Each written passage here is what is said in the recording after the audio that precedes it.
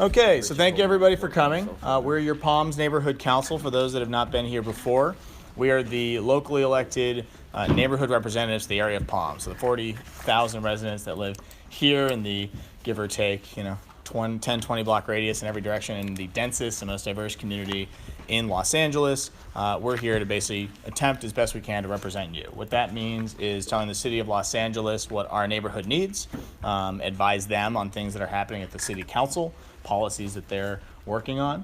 But in particular, it's really just trying to make sure that all of you as residents and all of us as residents or business owners or other stakeholders are able to figure out how we can get the city to accomplish the things we're looking for in our neighborhood, whether they're problems or, as we try to do often in our neighborhood council, look at positive solutions to things as opposed to just stuff that we're upset about, even though that often does drive us to these meetings in the first place. Couple of rules of the road for a neighborhood council meeting that we just want to go over. So the neighborhood council meetings are all covered on what's called the Ralph M. Brown Act. That's the California State's open meetings law. That's a law that gives you, as well as us, a set of rights. I just want to quickly cover, if you're looking for the full law, it's like yay big. It's sitting over there on the table. If you want to peruse it in your free time, you're more than welcome to. But what that basically means is everyone in this room has the right to comment on items on the agenda. So you'll see, as I'm being handed these, over there, speaker cards. So if there are items you want to speak on, just fill out a speaker card, hand it to whoever's closest to you at the table up here. That'll filter down to me. When we get to that item on the agenda, I'll call your name to speak. You'll be able to provide 1 to 2 minutes of comment depending on how much time we have in our 2-hour give or take meeting. There's also general public comment. General public comment usually in the first 20-30% of our meeting allows anyone in the audience to speak on a topic that isn't on the agenda. So if it's not agendized, but it's something you want to talk about that's within the purview of the neighborhood council, which since we advise the city in the purview of the city of LA, you're welcome to speak on it. Just fill out a speaker card, just write general public comment or public comment, and we'll call your name at that time so you can just talk about something that maybe you've seen that we haven't addressed yet and that you'd like us to address. You're also welcome, of course, to email any of us at any time to let us know your thoughts. Most of our email addresses are just our first names dot last name at palmsnc.la, which is also the website for the neighborhood council, www.palmsnc.la. If you haven't gotten an agenda, you should try to grab one so you can follow along as to where we're going. I'll try to make it clear what items we're on. Those are over on the table along with a whole bunch of other flyers and notes that you might be of interest, as well as the speaker cards I mentioned earlier. As you're grabbing agendas, or if you already have agendas, you'll notice there's a couple different types of agendas over there. Tonight we have both a general meeting and a special meeting. Special meetings arise when things have happened kind of last minute that we want to make sure we get to in our once-a-month meeting. There's a couple agendas that look like this that are one page that are just the actual physical agendas with the topics we're talking about. And then there's some that have kind of 2 pages per sheet that have all the supplemental materials, which for us up here is like a stack of paper, yay wide, that covers all the details of what we're doing, who we're nominating, motions that we're taking positions on, the city council is working on, et cetera, et cetera. If you have any questions, just raise your hand, and we'll questions about procedure. Just raise your hand now if there's questions, or if you get them later, and we'll just try to make sure we answer those. Otherwise, submit a comment card, and we'll get to you when we get to that item on the agenda. With that, I would like to call to order the February meeting of the Palms Neighborhood Council and ask our secretary, Claire Jodeling, to call the roll. Evening, everyone. Calling roll, Nick Greif. Present. Andres Cuervo. Present. I myself, Claire Jodeling, am present. Melissa Wyatt. Absent. Allison Regan. Here. Pam Fallon. James Dusenberry. Here. Paul Seo. Here. Elena Albright. Here. Maria Munoz. Sale Richard Rubens. Here. We have quorum. Thank you. And just for the record, Melissa and Pam have excused absences for today's meeting due to family matters and illness, respectively. All right, so we're going to move into community and government reports. I would like to start with the office of Councilmember Koretz, if his representative is here. And we have a very packed meeting today, so the other thing I'm going to note is that for both board and for the public, if there are things that people have said, the comment that you were going to say, both board members and the public, again, feel free to just indicate you just want to second someone else's comment. Otherwise, we likely won't get through our whole agenda. And I'd like to get through as much of it as we can. And so with that, you have 3 minutes, sir. Hello, everybody. My name is Joseph Galloway. I'm Councilman Paul Koretz's senior field deputy. I cover the Palms neighborhood. and I have a few updates. There were about 25 copies of the Palms updates I make every month. They're sitting on the table. If you did not receive one, I do have business cards that I'll also leave on the table. Feel free to give us a call at our office or shoot me an email and I'll send you a copy. I want to go over just the issues pertaining to Palms, because I know on the sheet there are a few things here that are scattered throughout CD5. First and foremost, preferential parking district 58, which is off of Venice Boulevard, in between Venice and Washington on Mentone. The residents there have been dealing with a junk vehicle problem where a business is parking their junk cars on the street. They recently reached out to us to be part of the already established preferential parking district with no parking signs. So we're doing the best we can to help them out in getting the petition processed and through DOT. They should get their signs installed by 6 months or so, but we're working with it to expedite it a little further. We did get 5 new automated litter bin trash bins from the Bureau of Sanitation installed at 5 different locations in Palms. One was a replacement, but the 5 locations that the bins are at right now is at 3248 Motor Avenue, Tabor Street and Motor Avenue, 3751 Motor Avenue, Overland Avenue, Woodbine Street, Palms Boulevard, and Motor Avenue. Just as a general note, we've been working with the Palms Neighborhood Council to get a full list of where most of these trash bins should go, because there is a high need for trash bins to be in Palms. We have a lot of trash on the streets. And the council is awesome in getting a grant to clean up our streets with the Clean City grant. They took care of Overland and did a great job. But one thing that they brought to our attention is that Overland definitely needs some trash cans. So we're gonna work with the Bureau on that once we get more trash cans available for replacement. The post office alley that's right down the street here on Motor Avenue off of Palms. We did get an estimate from the Bureau of Street Services, and we are going to be resurfacing and fixing up that alley. The alley will begin construction sometime this month, I should say within the next 2 weeks or so, and should be completed by early March, late February. The councilman will be doing a groundbreaking ceremony for this, or I should say a ribbon cutting. So we'll let the Palms Neighborhood Council know so they can spread the word, and if anyone would like to know more information about that, you can always call our office, and we'll be happy to fill in. There is also increased need for the Bureau of Sanitation to address the homeless encampments in Palms, the ones that are under the I-10, nearby the 405 off of Sepulveda, and also at the Caltrans State property. We've addressed it to the correct department for Caltrans. We've let them know about the street encampments that are right there on Exposition, where the expo line is. So we're waiting for them to give us time and day when they will be out there to take care of the encampments, as well as the other locations on the I-10, I-405 that we've already reported. Also, last thing, we have curb cuts that are going to be installed over at National and Motor. These are curb cuts that folks have been asking for a long time. We finally got the Bureau of Engineering to get the ball rolling, and got some help with Motor Avenue to help address the businesses that are going to be impacted once the access ramps are being installed. So we should see those installed this month. And that's all I have for right now. Great, thank you very much. If folks have questions, you can take Joseph outside and ask him out there. Just we're not going to have time to do questions on individual presentations today, other than the ones that are scheduled for special presentations. Thank you, Joseph, for that update, and we're very excited on the trash cans in particular, which Elena and our Commercial Corridor Activation Committee have worked hard as part of the Clean Streets program to figure out what many of you guys who might have seen their booth out at the farmers market or around the neighborhood noted where you thought new trash cans should be that we didn't have them already, that we're working with the council office and the city to add. I'm not seeing the rep for Garcetti's office, so we'll move on to LAPD. Juan, you've got 3 minutes. Wait till the trash cans here. Thought he was there. I'm sorry. Good evening, everyone. My name is Juan Ceja. I'm the senior lead officer for the Palms area. Just tonight, I need to let you guys know that we're starting to see a crime trend in Grand Theft Auto for Audis. Okay, we're starting to go away from the 96, 98 Hondas, Toyotas, and Nissans to newer model vehicles, Audis, and Mercedes here. Another thing too that we're starting to see is that they have this frequency amplifier, that if you have your fob key close to the door and your car is close to, if they manage to get inside the car, they have this frequency amplifier that they play with.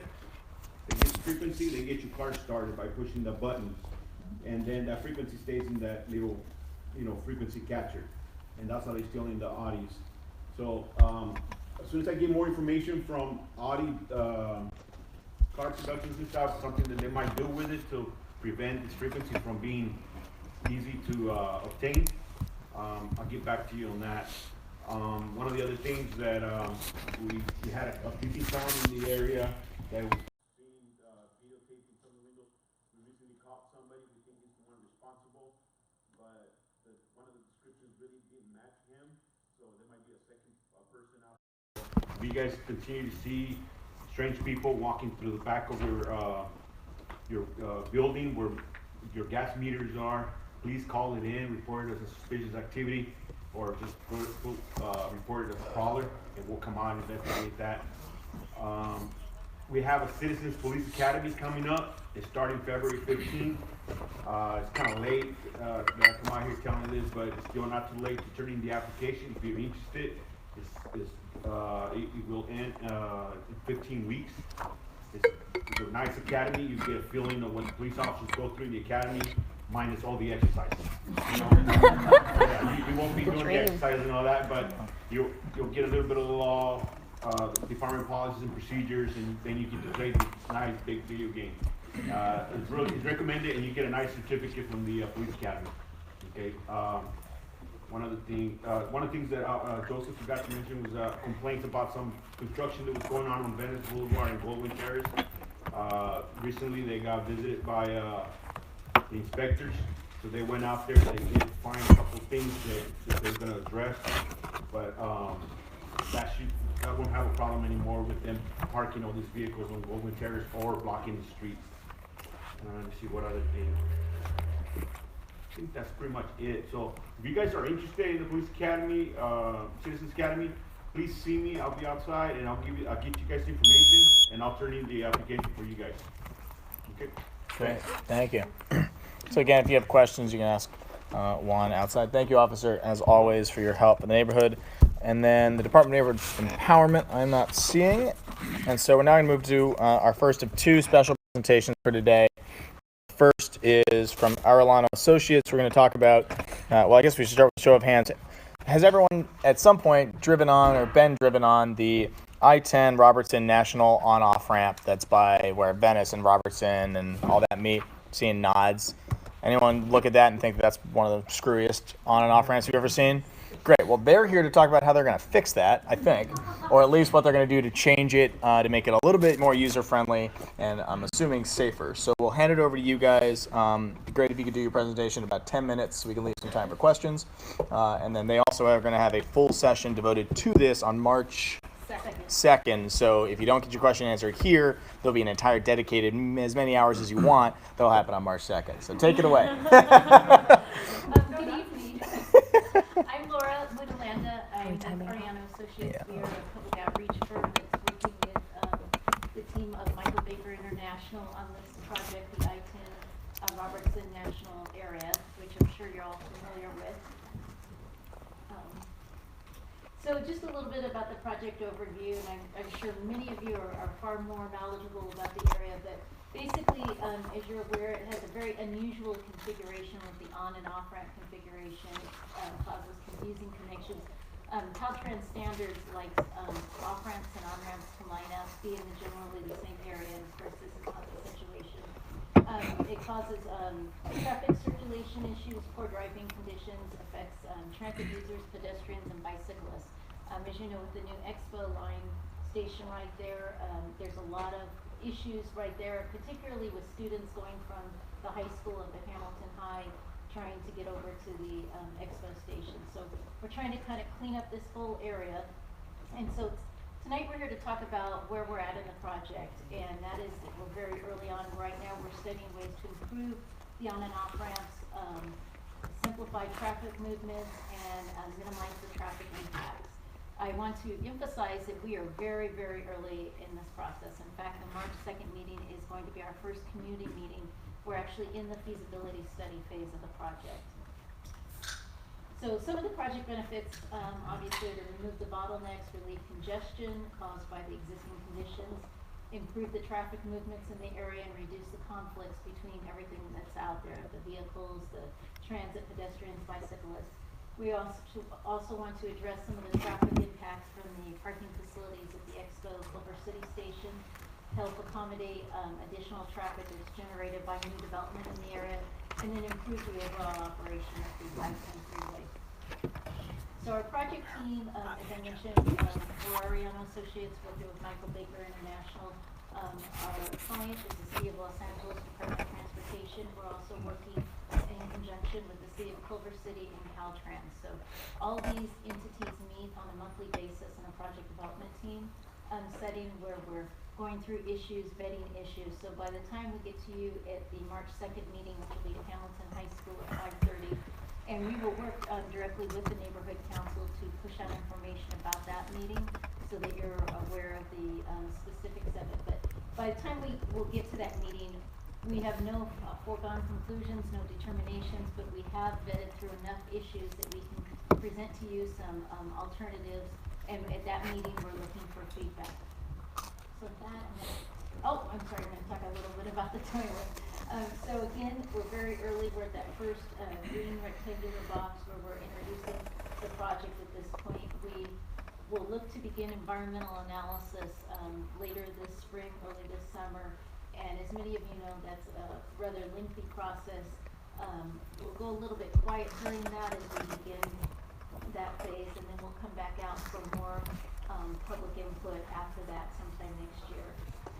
So with that, I am now going to turn it over to Eric, who's going to discuss some of the alternatives. So we're working, we meet monthly with Culver City, LADOT, and Caltrans. Those are the agencies that are making the decision-making agencies on this project. Right now, we're working mostly with the cities on developing alternatives. So you saw on the one slide where the existing ramps are. Here's the existing westbound off-ramp. Westbound on-ramp is here. Eastbound off-ramp is along Exposition Boulevard, creates that fifth leg of the intersection with Venice and Robertson. And then the eastbound on-ramp is located on National Boulevard. So it definitely doesn't meet Caltrans standards on the ramps being located on a single street. You know, all the ramps are kind of located in different areas. So it creates driver confusion. There's a couple accident concentrations in the area. So we're coming up with alternatives to consolidate the ramp locations, make it simpler. So what that means is as we have new alignments of new ramp locations, there's right-of-way impacts associated with that. So that's why we wanted to come out early, show you guys the design alternatives that we've developed so far. What I'll do is I'll go briefly over the 4 alternatives that we've developed. We have done preliminary traffic analysis on these alternatives. We've also looked at several other alternatives that we're not going to show tonight because in the interest of time. But we will talk about that at the March 2nd meeting at Hamilton High School at 5:30. So if you want more information, I definitely encourage you to attend that meeting. So this is alternative 1, and what it does is it locates the westbound intersection right across, right near the Hamilton High School. Currently the westbound off-ramp is right here. This alternative, and we have 4 alternatives, and the first three are kind of similar. They're not numbered in order of preference. They're just ordered in the number of chronologically how we came up. You'll see that the first 3 are somewhat similar, and 4 is quite a bit different. So the westbound off-ramp would be realigned to the north. There would be right-of-way acquisition associated with that. and then the westbound on-ramp would be a loop ramp, hook ramp right here. The eastbound off-ramp would be realigned from down here along Exposition Boulevard, realigned to intersect Robertson Boulevard, and this intersection would be a 4-leg intersection. Eastbound off-ramp being the 5th leg. We would introduce a horizontal curve along Robertson Boulevard for smoother traffic flow, smoother pedestrian and bike flow through here.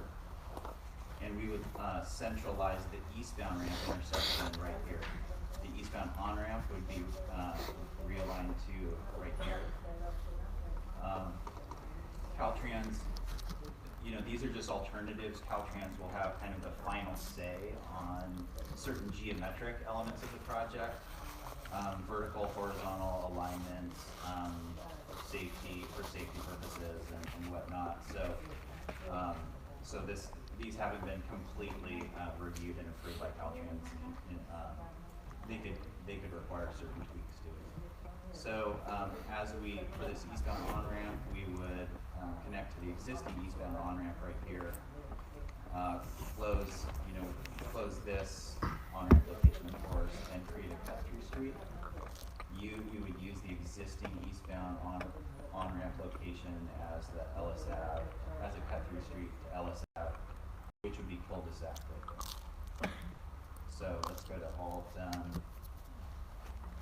2. It's the same for the westbound ramps.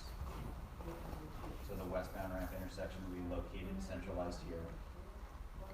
The eastbound off-ramp would go over the new horizontal curve of Robertson Boulevard. So it would go over and then come down to grade with National Boulevard. So the eastbound ramp intersection would be located here. The existing eastbound on-ramp would stay there. And let's go to all 3. Track of time real fast. Okay, all 3 we would not. Westbound on-ramps are in the same location as 1 and 2. We would not introduce the horizontal curve right here on Robertson Boulevard. We would, and also the eastbound on-ramp would be remain where it is. So Caltrans doesn't prefer this. Caltrans wants to consolidate the ramp intersection, the ramps to one single intersection or on one street preferably. But we just wanted to, this is an alternative that works from a traffic operations perspective. So the eastbound off-ramp is similar to that last alternative too. So let's go to Alt 4. So Alt 4 is a little bit different in the westbound direction. We would keep the westbound off-ramp in its current location. We would widen the ramp terminus to provide dual left turn lanes. So we would widen by 1 lane, just the ramp terminus within existing right-of-way. There would not be any right-of-way acquisition associated with that.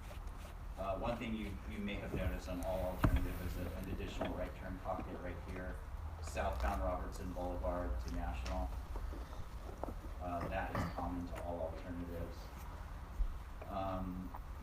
And so what we're doing here is now we're locating 3 ramps to 1 signalized intersection right here. This includes the horizontal curve of Robertson Boulevard.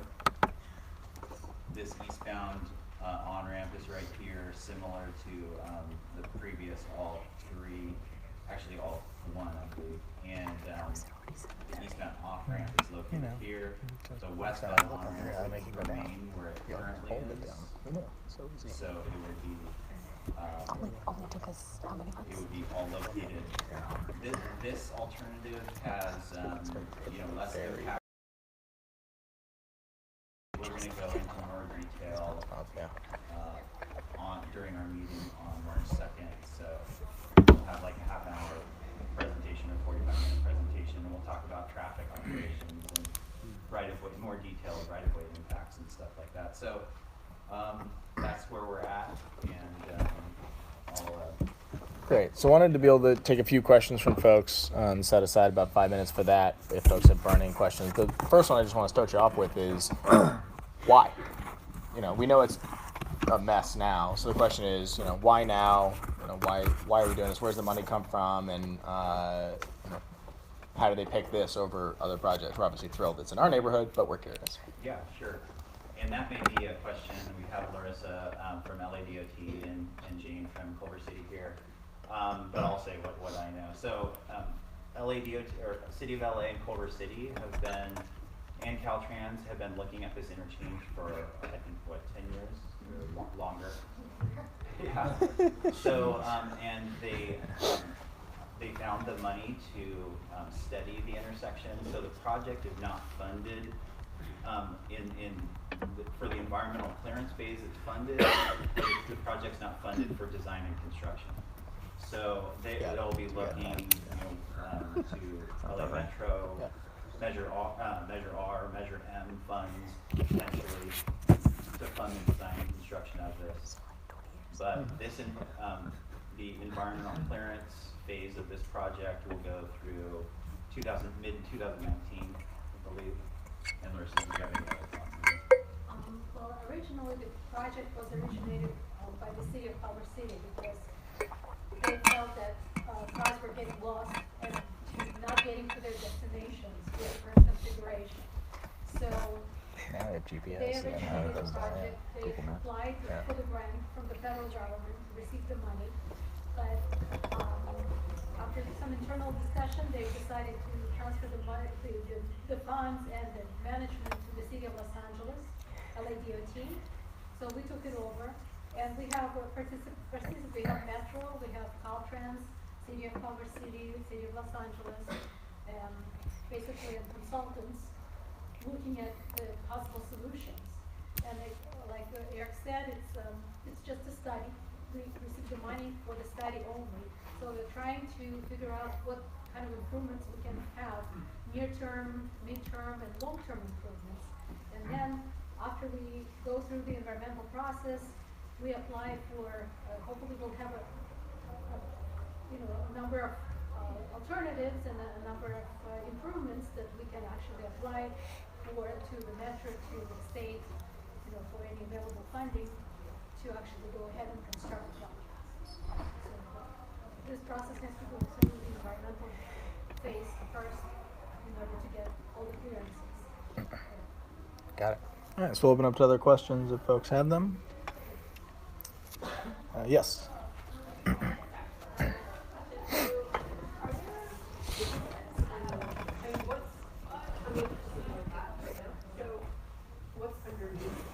Yeah, okay, good question. The parcels that need to be acquired with each alternative are hatched in green. So yes, there are businesses and properties around here, and basically the right-of-way acquisition costs on a project like this are about like double the construction value. And I just want to add, Elizabeth and I actually walked probably a little bit more than that, basically, that if you can do an outline. We walked that entire area in December and went door to door, meeting with each of the businesses that were present, to basically explain the project. And I have to say that everyone that we did talk to was very supportive, so they all recognize the issues. So we'll continue to be in close contact and communication with them throughout the duration of the project. It's in the back right. Is there a sense, I think we all know that this is a bit of a problem with that intersection, December and this road there. But is this, are these alternatives going to, is there a sense of A, which of the alternatives might improve things? And B, if any of them will make a substantial difference, or if it's just, the structure of the neighborhood is such that, Then I gotta pay for 2 hours anyway, so still that's all gonna there's be, that. due to the expo line, due to the 2 expo stations in the area, it's still gonna be sort of a traffic bottleneck, whatever we do. Yeah, we've done quite a bit of traffic analysis for analyzing the existing traffic for the existing year, but also into the future as well. About, say, I think our design year is 2045, so we're looking at existing year, we're seeing how each alternative performs with those volumes, and then 2045 volumes, assuming that the projects that are currently planned proceed and are constructed, and the developments that are planned or proceed with construction, and some other assumptions on just kind of an increased growth of traffic, because that's a conservative engineering assumption.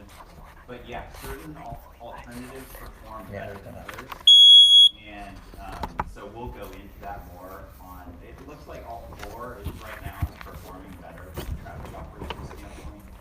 So, and we'll have actually we do have a project website. There's only a fact sheet on it right now, but we will be uploading. Well, that's what they designed. They're designed. That website. Great. So that's the time we have for questions. If you have further questions or want to get into the very significant weeds on the 1 through 4 options that are available there, or have preferences, March 2nd, 5:30 p.m. at Hamilton High. I got that? Awesome. So they'll all be there. Well, I can't promise I'll be there. Most of them will be there. And we just want to thank you guys for coming out and for giving everyone a preview of what's coming sometime between now and 2045.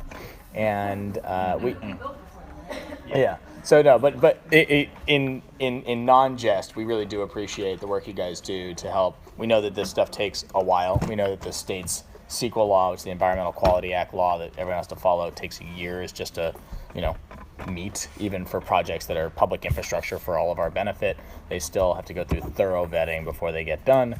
And we know that takes a lot of work and a lot of community input, and we just appreciate you guys coming out to spend the time to hear from us and to give everyone the opportunity to know how to give further input if they have it. So thank you guys so much for coming out.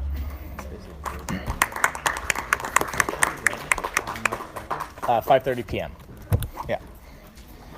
All right, so we're now going to move into general public comment. I have 2 public comment cards, Kalani and Mark Hurd. So Kalani, if you'd like to start, and we'll get that set.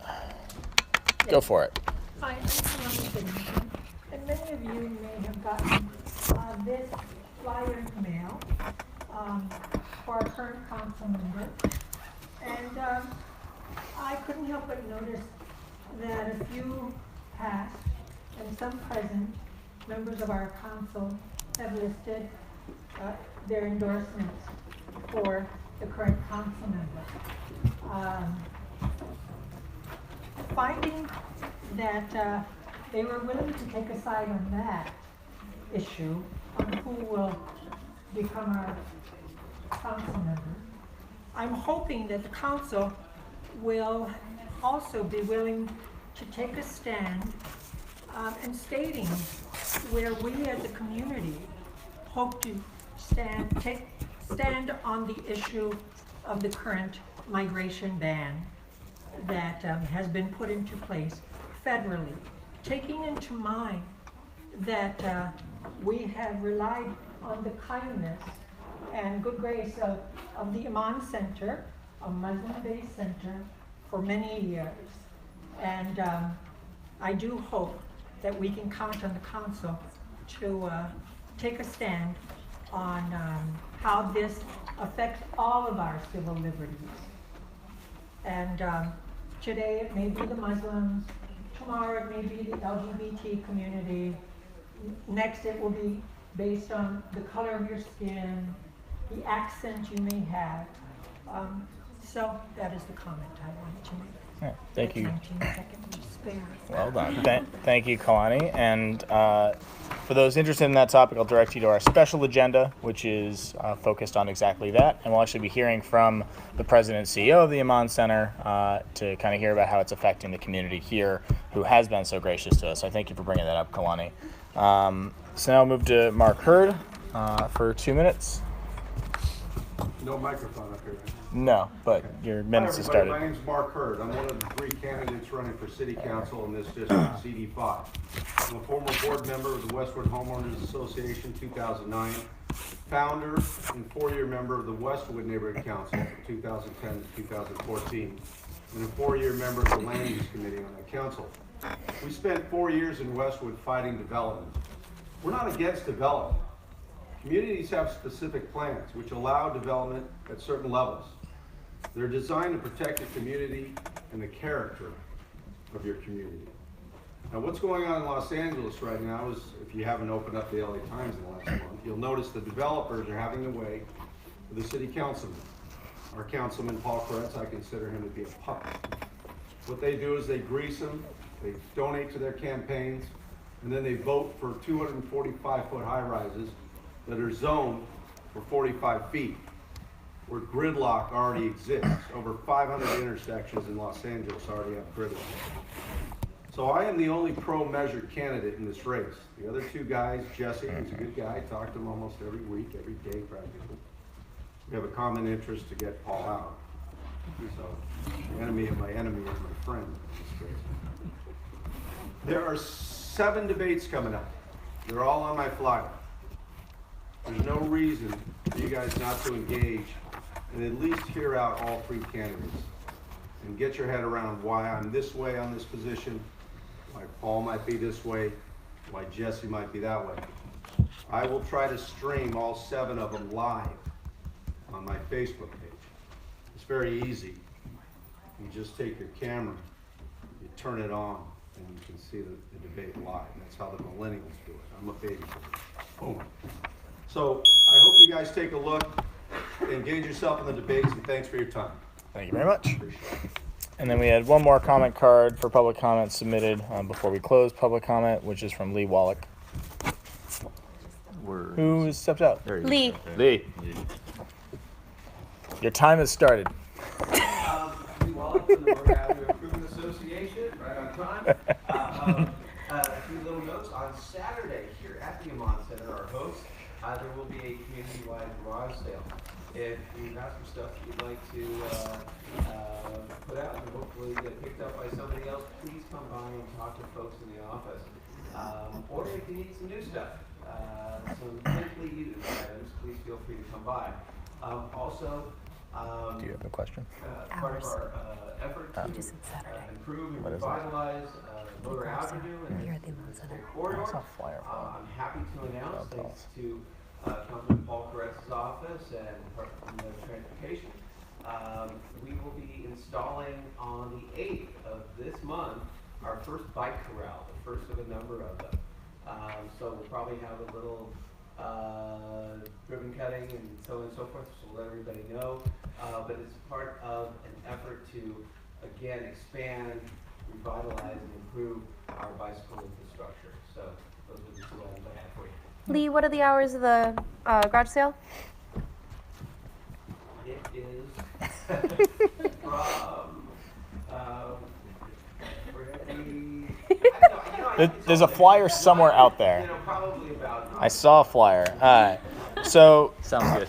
So now close general public comment. I'd like to, for the time being, move past the consent agenda, the executive board reports, into the president's report to start, because I'd like to hopefully seat our new representative for Area A. So I'd like to move a motion to the floor, which is to appoint Jen Gares as the representative of Area A, residential representative, with immediate effect. If there's a second? I second. Thank you. So basically, the Area A slot was previously held by Katie Sloss, who actually was the sole contestant in the election back in June. She resigned a few months later, so we had a vacancy. As you guys might have seen in our newsletter, we've been continually looking for someone who could fill that seat. Jen came to us about a month and a half ago with an exemplary CV and a lot of interest in helping out her area in particular, which is a very interesting area that's outside of kind of what the general part of Palms is often considered, which is great because we do tend to struggle to get good representation there. I sat down with her for coffee. Really enjoyed that discussion. Had her sit down with our exec board last week. The exec board really enjoyed meeting with her as well, and so I'm putting her forward to be appointed to that seat if confirmed by the rest of the body. So her CV is in your packet on page, give or take, somewhere in here. After Jeffrey Fellon. Yeah, after Jeffrey Fallon, page 5 or so, give or take. Yeah, so, but yeah, Jen, if you'd like to stand up, just say a bit about yourself, and then we'll move into questions from the board if they have any.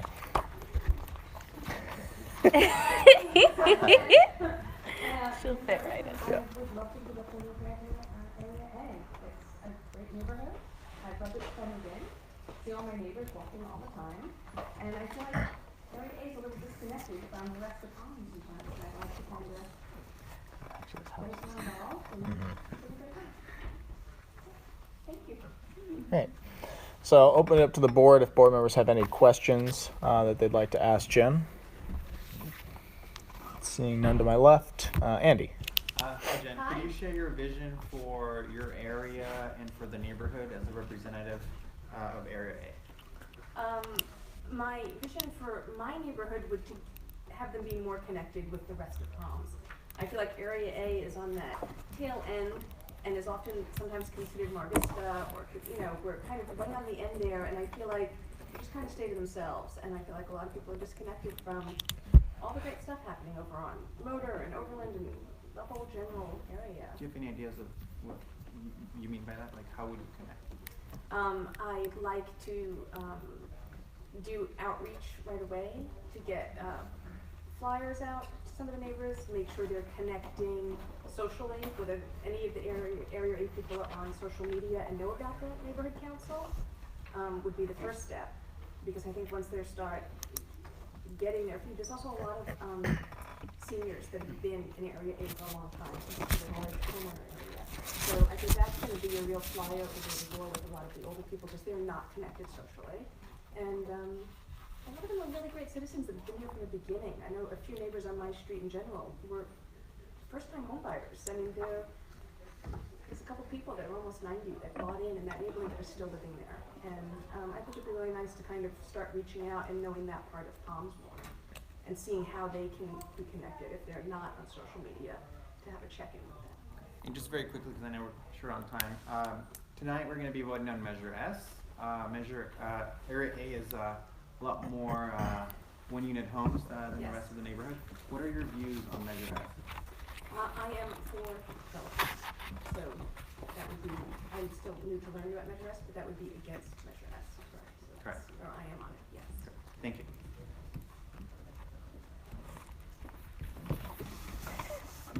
Any more questions or comments from the board? Give you an idea of, I don't know if you're familiar with all the committees, but give you an idea of what committees you might want to serve on? At the moment, I'm really interested in getting involved in the outreach Perfect. to start. Perfect. I like her. Perfect. Perfect. All right. Seeing no more questions or comments and seeing no comment cards on this item, we'll move that to a vote. Any abstentions? Seeing none. Any nays? Seeing none. That passes unanimously. You have now been appointed to the board, and I would like to now. And so now if you want to come up here, take a seat. I will swear you in, and you got to start voting on stuff right now. Oh, hey. Everything that isn't financial items.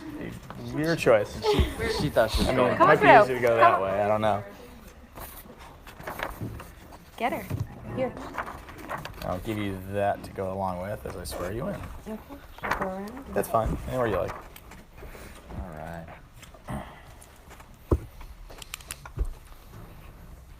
What's happening? Is this the chair with the electricity? It's the hot seat over on the far left. All right, so if you raise your right hand, I state your name. I, Jen Gers, I pledge to represent my neighborhood with dignity, integrity, and pride. I pledge to represent my neighborhood with dignity, integrity, and pride. I will encourage other points of view, even when they differ from my own. I will encourage other points of view even when they differ from my own. I will respect, value, and consider everyone's opinion. I will respect, value, and consider everyone's opinion. I will find the good in my neighborhood and praise it and promote it. I will find the good in my neighborhood and praise it and promote it. To my neighbors and to neighborhoods throughout the city of Los Angeles, I pledge to do this to the best of my ability. It's on your paper too. In case threw a curveball at the end there. To my neighbors Good job, and to Nick. neighborhoods throughout the city of Los Angeles, I pledge to do this to the best of my ability. Congratulations. All right. Thank you so much. Okay, so I'd like to now temporarily adjourn our general meeting and move into our special meeting. We'll call that to order with one additional member now, still with a quorum. And I'd like to invite Dr. Namazaka, who is the president and CEO of the Amman Center, the Iranian American Muslim Association of North America, to talk about the current concerns for the Iranian American and Muslim American community. So, sir, if you'd like to take the podium, we'd love to hear your thoughts on where things are right now.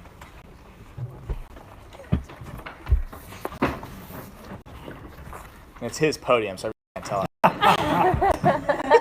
So if you don't want to use it, like. Okay, first of all, I want to thank you, thank the council for giving me the opportunity, inviting me for that meeting. I have some literature to present to you that is distributing those papers, and I feel that I'm being supported by this invitation. Unfortunately, things are changed in our country.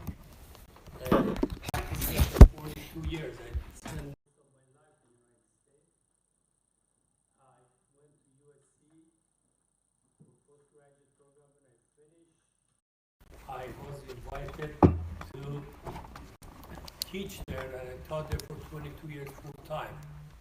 My last position was the chairman of the endodontic department at USC. And I was president of the LA Dental Society. This is an example of the Iranian who are here. And you get these numbers that you see, that there are 5,000 Iranian doctors in the United States. There are about 7,000 graduate students that they are being invited to come here from Sharif University and from different universities in Iran. And some of the chancellors of the universities from the United States went to Iran to invite these students. They come here with full scholarship, and they go through the PhD, and they are being hired right away because of their background and the knowledge that they have. This is the contribution. Some of the contributions that Google, eBay, and all of those internet systems that you're using are being run by the Iranians. You can go and search and see. And if you look at the NASA and JPL, 48 of the high executive in the GPL are the Iranian Muslim engineers. So Iranians are not radical Muslim, they are liberal Muslim. Even now we have the Islamic government. If you go to Iran, everything is different. 65% of the university students are women. And we have women in the Congress, we have women in the cabinet, we have freedom of the religion, we have representatives of the Judaism, Christian, and Zoroastrian in the Congress. And this is not because of this government, this has been the tradition in our government, in our community. And when I was in Iran, I never felt a difference between Muslim, Jews, and Christian, or Zoroastrian, or Baha'is. We were in the same class, we were together, we had families together. But unfortunately, last 42 years, every time at the time of the election, Iran is a big deal. And it's a subject of the debate. And we can see now Iran is being named one of the terrorist countries. The number that you have in this list, if you look at this list, the 7 countries that they are on the list of the visa ban, they never had any act of terrorism in the United States. And 4 countries that they are not in this ban, they have killed Americans. And according to the CNN, our president has investment in these countries. And that's unfortunate. To label a country that never had an act of terrorism. I remember when Timothy McVeigh bombed Oklahoma City, I was in the airplane and I was listening to the news, and I heard that the pro-Iranian terrorists bombed federal building in Oklahoma. Everything, it's being blamed in Iran. The only group of the Iranian who killed American are Mujahideen Khalq. Mujahideen Khalq are the group of the Iranian that they started terrorism at the time of Shah, and they killed 3 American generals in Tehran. And now this group has an office next to the White House. And if you look at the second page that you have, the leader of the group, who is Maryam Rajavi, former terrorist, is having fun with Giuliani, Lieberman, John Ashcroft, and Newt Gingrich. Each of them were paid $40,000 to speak in that conference and support MEK. So these are the facts that unfortunately you don't hear in the news. This is not, in reality, it's a ban against Muslim, because we had a group of Indian doctors. One of the doctors who was Muslim was returned at the airport. She was Indian. She was not from any of these countries. The country who was supporting ISIS is Saudi Arabia, who's our biggest customer of the arms deals. The King of Saudi bought the biggest amount of the arm, and the majority of them was sent from Lebanon to ISIS. And unfortunately, Iran is the only country in the Middle East who is fighting with Iraqis and Americans with ISIS. But they don't say that, because the Iranian army right now are in Iraq and Syria, and they work with America, and they are fighting with ISIS, because ISIS are Wahhabis. I want you to understand that a lot of people talk about Shia and Sunni, it's a Shia and Sunni war. No, the Shia and Sunni never had problem. They have ideologic problem, but they don't have war. ISIS, Saudi Arabia, Afghanistan, Taliban, Al-Qaeda, all are Wahhabis. And Wahhabis was created 200 years ago. And they came to power by the Lawrence of Arabia, a major from the English government. Now the government of the Saudi Arabia is Wahhabi, ISIS is Wahhabi, Taliban, Al-Qaeda, all of these terrorist groups are Wahhabis. And that's why we are very unfortunate that the majority of the American population, they don't know the fact, they don't know these facts. They don't know about this Iranian terrorist group who were kicked out of Iran, and they lived in Iraq. They worked with Saddam Hussein for 20 years, and now after the war with Iraq, they came here. And I want to thank you. We have an interfaith support for Iranian Muslim community on Sunday, February 12th, from 3 to 5.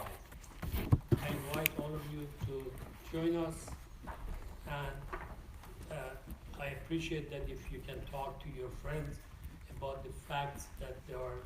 You can read about MEK and Giuliani, and it's unfortunate that this group came out of the terrorist list 2 years ago, and they had the chance to be with the American politician in an event. If there's any question, I'd be happy to answer your question. Yes? Please forgive my ignorance. No, fine. Is there a relationship between this center and the mosque in Culver City? No. The mosque in Culver City, we respect them, but that was built by Saudi Arabia.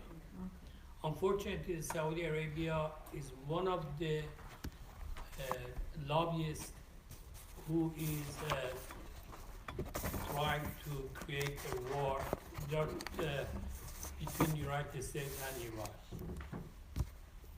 Because the Saudis are afraid of Iran, and Iran is a strong government, and unfortunately, the way it goes, the country will go more toward the Russia and China. That's a fact. If you kick your friend, they go to the neighbor's house. Yes, sir. You mentioned that 60% of the Iranian women go to college. What, in your opinion, attributes to that? 65% of the Iranian in Iran are girls. Are I female. thought you mentioned that they went to college. The girls are